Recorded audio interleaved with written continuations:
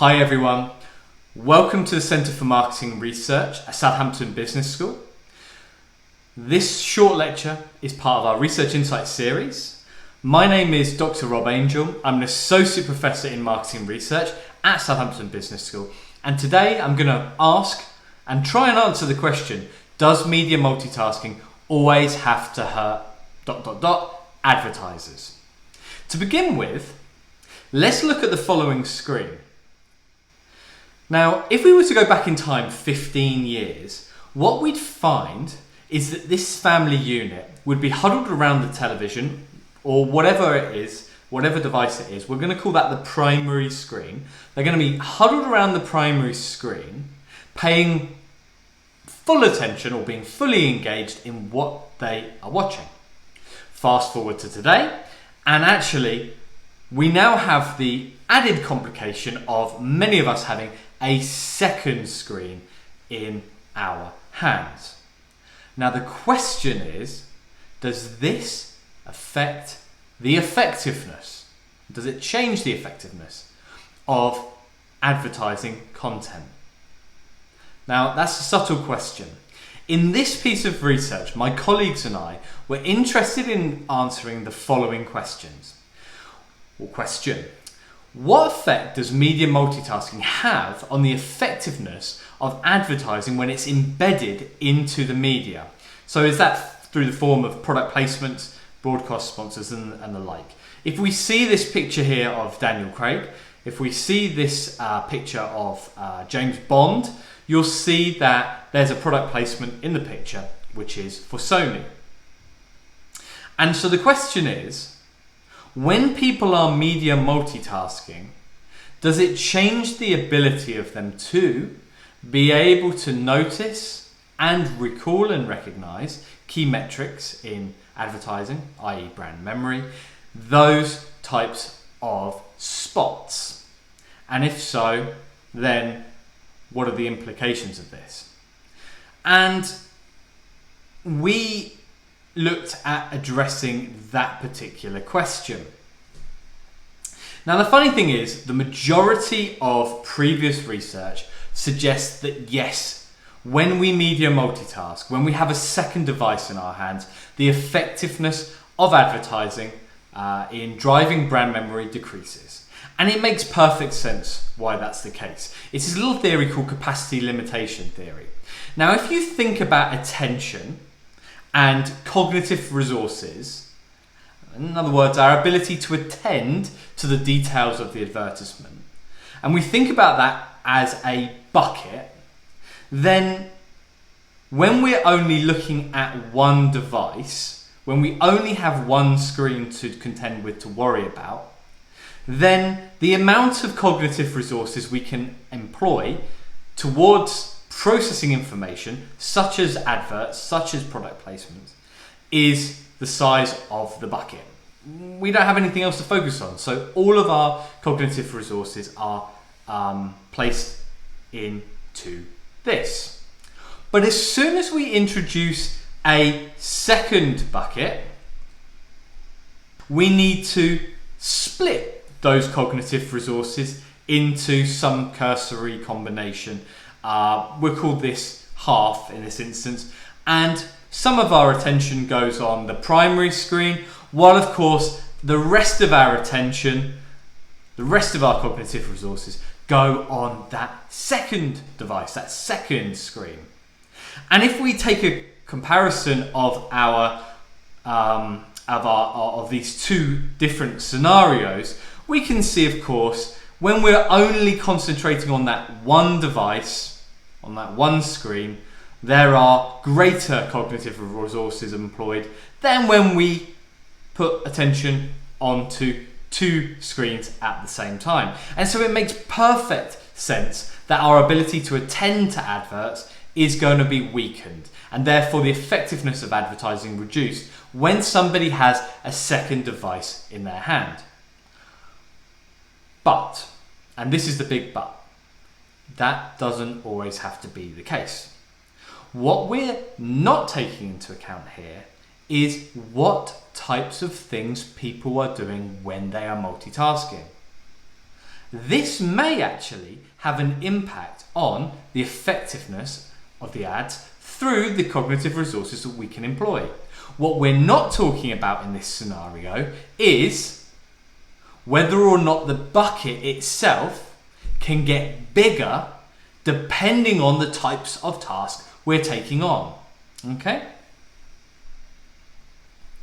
Now, we put this to the test because we came up with a hypothesis which was, in certain conditions, the amount of cognitive resources and therefore our attention will increase towards the ability to process the ad. And those two conditions were when the primary screen and the secondary screen were related in some way. That is, that there was a good fit between what we were doing when we were watching the primary screen, what the primary screen was about, and the secondary screen, the task we were doing. If we were, for instance, watching football and emailing work, there would be a bad fit. But if we were watching television and watching a football match, and on the second screen researching the team, there would be a good fit between the two activities. But fit in itself isn't enough. We also need what we call social accountability. So the person who is using their second device must also be doing a type of activity which allows them to project to a wider social audience. That means that they are accountable in what they are doing. Okay? We think of this in terms of writing or sending a text, a tweet, an email if you like, rather than just receiving it. Receiving it has low levels of social accountability. What you're saying doesn't affect what people think about you. What you're reading doesn't affect what people think about you. But what you're saying when you're tweeting or you're texting possibly does. And we put forward the argument that you need to have these two conditions side by side. If we think of this in terms of as an example here, if we take the example of the popular TV show American Idol, you'll probably know that Coca-Cola always had the product placement in the show itself. Now, if we take J-Lo Always, a fan of the show, she was tweeting about Jennifer Lopez, one of the judges, during the show whilst it was on. So the activity that she was doing was, one, a good fit, and two, she was the one who was also tweeting to her audience. So she was socially accountable. In both cases, that is sufficient for us to believe that actually multitasking might not hurt advertisers, and in this case, Coca-Cola. We did a research study in the UK for a football match. And in particular, we were interested in whether or not people who watched the match were able to remember the perimeter board advertisers. Those are the sponsors that show up around the football pitch during the game. It was a professional game, England versus Germany, and we asked all of our participants about what type of media multitasking, if any, they did during the football match itself.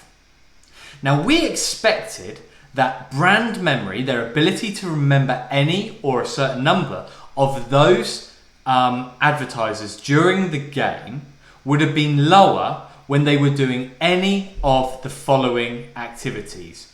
When fit for multitasking was high, but social accountability low, so they were perhaps reading texts about the game. When fit was low and social accountability was low, and when fit was low but high social accountability was in play. We expected, however, that when both fit and accountability was high, then we may see brand memory go up. And that's exactly what we observed. In all cases, when our two conditions weren't fulfilled, people's memory was much lower. When people were doing something that was on their second device, which was high in fit and social accountability was high, then actually their memory for their ads, the brand sponsors during the game went up, and significantly so. So the answer to the question is, does multitasking always have to hurt? No, it doesn't. In most cases, though, multitasking is bad news for advertisers. But there is opportunities to surmount this. If you find and you are able to leverage your audience to do the types of tasks that J-Lo always was doing. I'm going to let you think about how this might work in practice, how you might be able to leverage this effect for benefit in your own work. But for now, I'll share with you our framework. You can see this and supply you with the reference so you can learn more about our study. So the answer to the question is no, multitasking doesn't always have to hurt advertisers. There is light at the end of the tunnel. Hope you enjoyed this short lecture. All the best now.